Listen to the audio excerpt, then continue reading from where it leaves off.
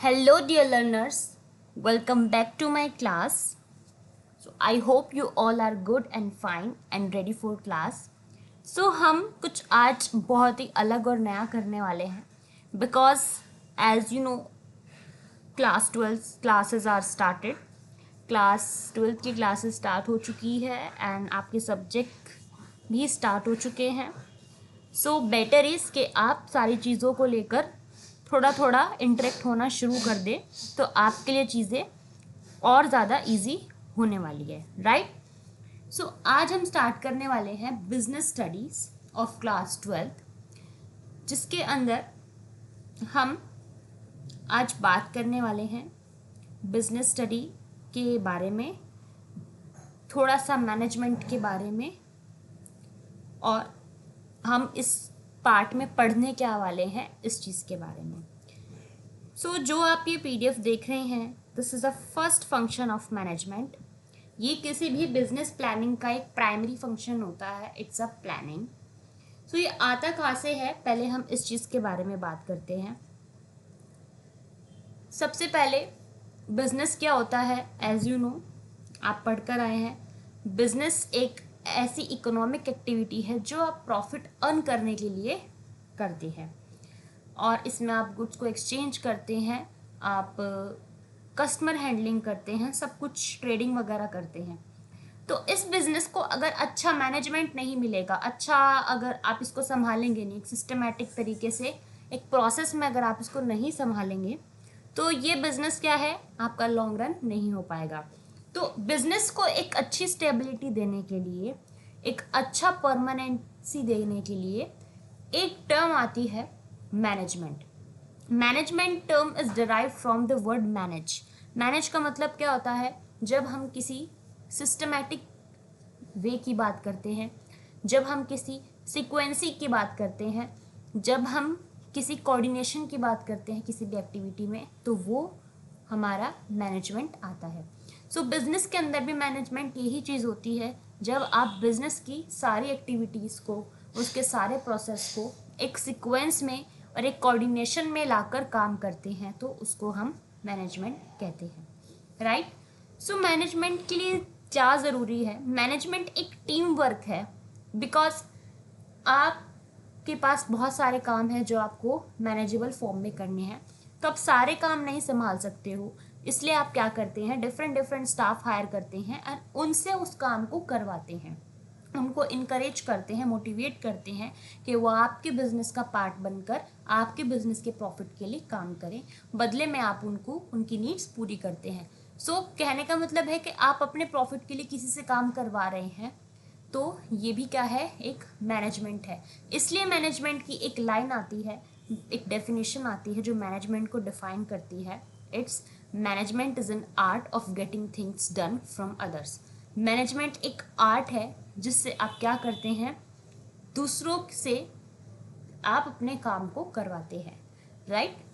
और मैनेजमेंट क्या है, एक टीम वर्क है. टीम वर्क क्यों है, क्योंकि आप इसके अंदर मिलकर काम करते हैं. कुछ मेजॉरिटी में आप संभालते हैं, कुछ आपके एम्प्लॉयज संभालते हैं. प्रॉपर ऑटोमेटिकली सारी चीज़ें क्या है, मैनेज हो ही जाती है. तो इसलिए management is a team work. तो मैनेजमेंट एक बहुत ही इम्पॉर्टेंट पार्ट है किसी भी बिजनेस का. Okay, so don't think chapter is opening like planning, but we are discussing about the management because planning is the first primary step of any management. अब management करने के भी कुछ तरीके होते हैं, तो वो ऐसे होते हैं कि हम उसे सीक्वेंस में करते हैं. हम ऐसा नहीं है कि मैनेजमेंट भी हम कुछ कोई सा स्टेप कभी भी कर सकते हैं, किसी भी स्टेप को हम कभी भी कर सकते हैं, ऐसा नहीं होता है.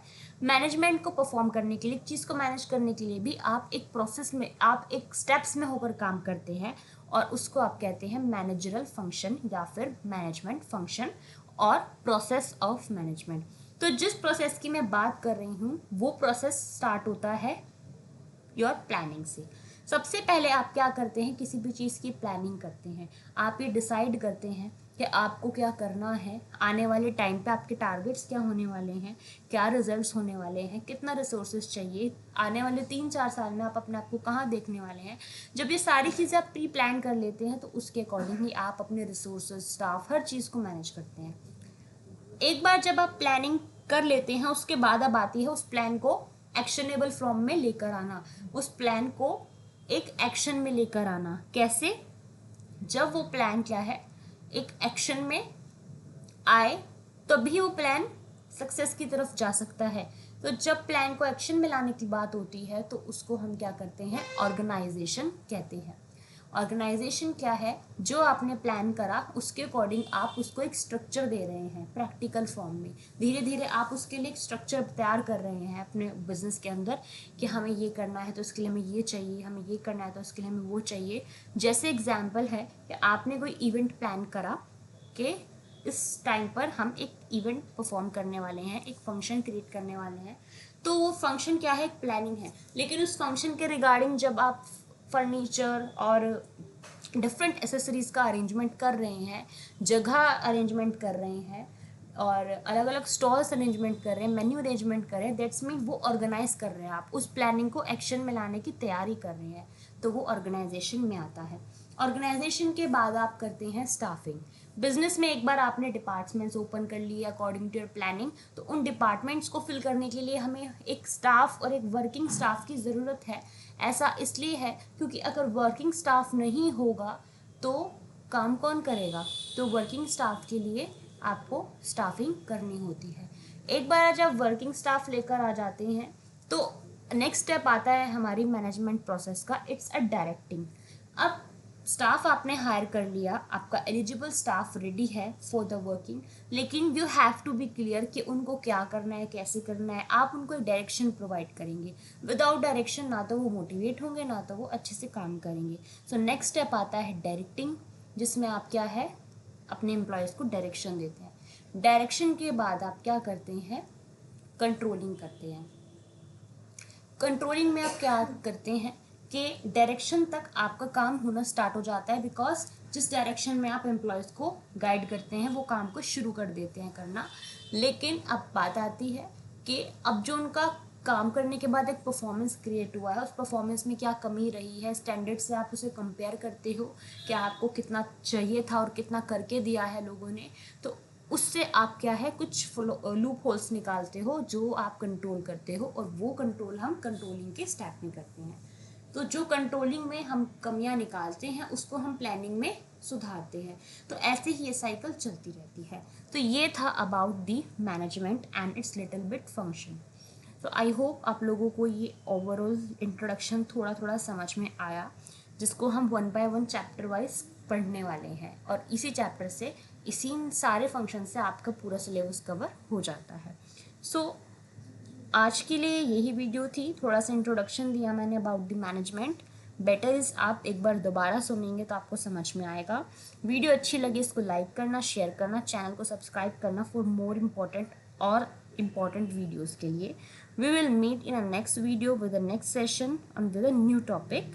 If you have any doubt, please let me know in the comment section. I will provide the solution. For now, keep learning, keep practicing. Bye bye.